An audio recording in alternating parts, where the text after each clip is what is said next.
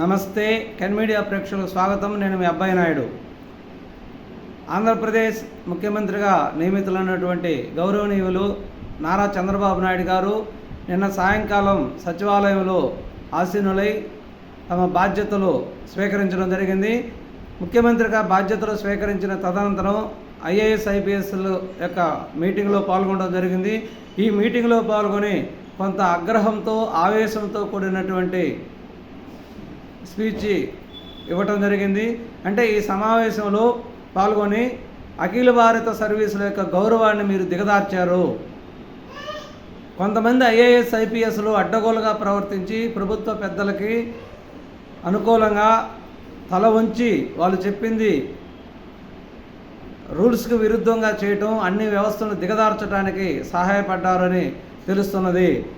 దీన్ని చాలా సిగ్గుచేటు చర్యగా చెప్పవచ్చు. ఎందుకంటే ఐఏఎస్ ఐపీఎస్లు అనేవారు ప్రభుత్వానికి పొట్టు కొమ్మలు లాంటి వాళ్ళు. ఏదైనా వ్యవస్థ సరిగా నడవాలన్నా, ఏదైనా ఒక కార్యక్రమం జరగాలన్నా ఐఏఎస్ ఐపీఎస్ల యొక్క మీదనే జరుగుతుంది.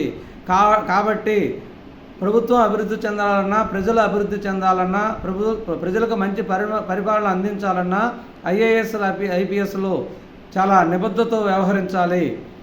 1995వ సంవత్సరం నుంచి నేను ముఖ్యమంత్రిగా ఉన్నప్పుడు ఎప్పుడూ కూడా అప్పటి నుంచి ఇప్పుడు దాకా ఎప్పుడూ కూడా ఈ ఐఏఎస్ ఐపీఎస్లు ఈ విధంగా ప్రవర్తించడం, ఇంత దిగజారటం నేను ఎప్పుడూ చూడలేదు. నా పరిపాలనలో ఐఏఎస్ ఐపీఎస్లను ఎంతో గౌరవంగా చూశాను. వాళ్ళ విలువైన సూచనలకి సలహాలు నేను ఖచ్చితంగా పాటించేవాడిని. నాయకులను కాదని కూడా ఐఏఎస్ ఐపీఎస్ల మాటలనే నేను పాటించడం, వాళ్ళ సలహాలను పాటించడం ఎన్నోసార్లు మీరందరూ చూసే ఉంటారు, అందరికీ తెలిసే ఉంటుంది. దానివల్ల నాకు రాజకీయంగా కొంత ఇబ్బంది అయినప్పటికీ ఐఏఎస్ ఐపీఎస్ల మాటలు ఖచ్చితంగా సలహాలు నేను పాటించేవాడిని. కానీ మీరు చేసిన ఈ 5 సంవత్సరాల నుంచి కొంతమంది ఐఏఎస్ ఆఫీసర్లు చేసిన పనికి ఈ ఐఏఎస్ ఐపీఎస్ అధికారుల మీద నాకు గౌరవం తగ్గిపోయింది. మిగిలిన మంచి ఐఏఎస్ ఐపీఎస్ ఆఫీసర్లకు కూడా మీ వల్ల ఇబ్బంది వచ్చింది. కాబట్టి మీ తీరు మార్చుకోండి.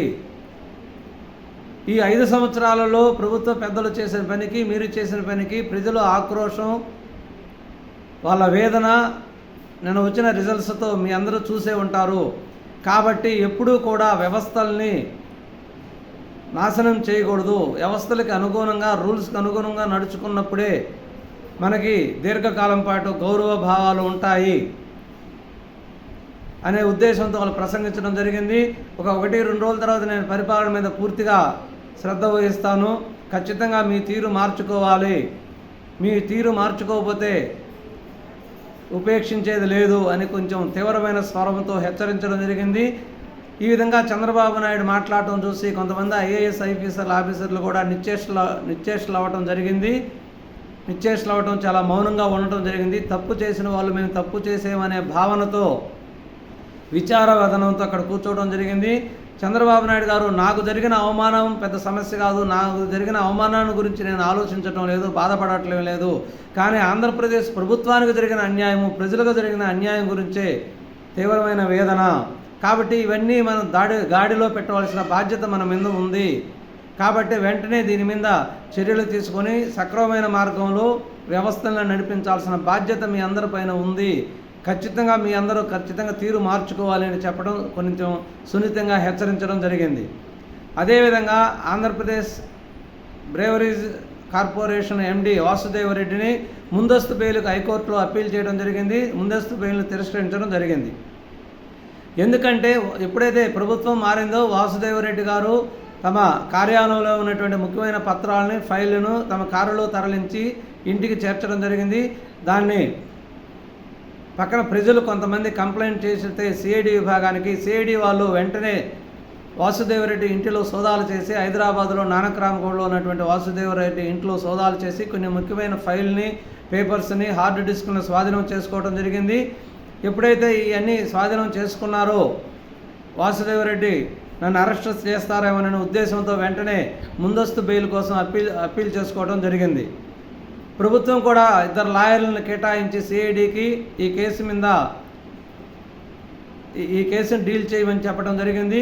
నిన్న జరిగిన వాదోపవాదంలో ప్రభుత్వం తరపున సిఐడి పోసాని వెంకటేశ్వర్లు, లక్ష్మీనారాయణ ఇద్దరు కూడా వాదించడం జరిగింది. వాసుదేవరెడ్డి అనే చాలా పెద్ద ఎండీగా ఉన్నటువంటి వ్యక్తి నిన్న వాసుదేవరెడ్డి గారి కారులో దాదాపు 6 నుంచి 8 కేజీల బంగారం కొనుగోలు చేసినటువంటి స్లిప్పులు దొరికినాయి. దాంట్లో వాసుదేవరెడ్డి గారి యొక్క ఐడి కార్డు కూడా ఉంది. వాసుదేవరెడ్డి గారి యొక్క ఆఫీసులో పనిచేసే కొంతమంది సిబ్బంది కార్డులు కూడా ఉన్నాయి. కాబట్టి ఇప్పుడు ఇతనికి ముందస్తు బెయిల్ ఇస్తే ఆ సిబ్బంది మీద ఇతను సాక్షులను ప్రభావితం చేసే అవకాశం ఉంది. కాబట్టి ఎట్టి పరిస్థితుల్లో ముందస్తు బెయిల్ ఇవ్వకూడదని వాదించడం జరిగింది. వీళ్ళు వాదనతో ఏకీభవించిన హైకోర్టు న్యాయమూర్తి ముందస్తు బెయిల్ను తిరస్కరించడం జరిగింది. కాబట్టి అతి త్వరలో వాసుదేవరెడ్డి అరెస్ట్ అయ్యే అవకాశం ఉంది. వాస్తవంగా వీళ్ళు చాలా పాపం చేశారు ఆంధ్రప్రదేశ్ ప్రజలకి. ఎందుకంటే ఒక బ్రావరేజెస్ ఎండీగా ఉండి, కార్పొరేషన్ ఎండీగా ఉండి మద్యంలో ఇష్టం వచ్చినట్టు ప్రవర్తించి రకరకాల బాండ్లు, లోకల్ బాండ్లు తెచ్చి దాంట్లో అనేక రకాల విష పదార్థాలతో కలిసి ఉన్నట్లు కూడా కొన్ని టెస్టుల ద్వారా ఇంతకుముందు బయటపడటం కూడా జరిగింది. వీటిని త్రాగటం వల్ల ప్రజల ఆరోగ్యం కూడా, లివర్, కిడ్నీలు కూడా చెడిపోవడం జరిగింది. దాదాపు ఈ 5 సంవత్సరాల్లో కొన్ని వేల మంది కింది స్థాయి ప్రజలు చనిపోవటం జరిగింది ఈ మందు త్రాగటం వల్ల. కాబట్టి వీళ్ళకి ఎటువంటి బెయిలు ఇవ్వకుండా ఎంత తీవ్రమైన శిక్ష వేసినా కూడా తక్కువే. కాబట్టి భారత రాజ్యాంగంలో ఎంత తీవ్రమైన శిక్ష ఉంటుందో ఆ శిక్షకి వీళ్ళు అర్హులు. ఎందుకంటే కొన్ని వేల మంది ప్రజల ప్రాణాలు పోగొట్టడానికి వీళ్ళు కారకులయ్యారు. డబ్బులు రేట్లు పెంచారు, నాణ్యమైన లిక్కర్ ఇవ్వకుండా ప్రజల ఆరోగ్యంతో చెలగాటమారారు ఈ 4-5 సంవత్సరాల పాటు.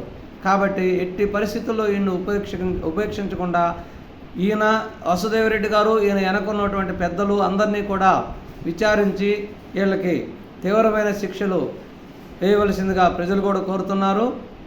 కాబట్టి ఖచ్చితంగా దీని మీద నిక్కచ్చమైన విచారణ జరగాలని ప్రజలు కూడా డిమాండ్ చేస్తున్నారు.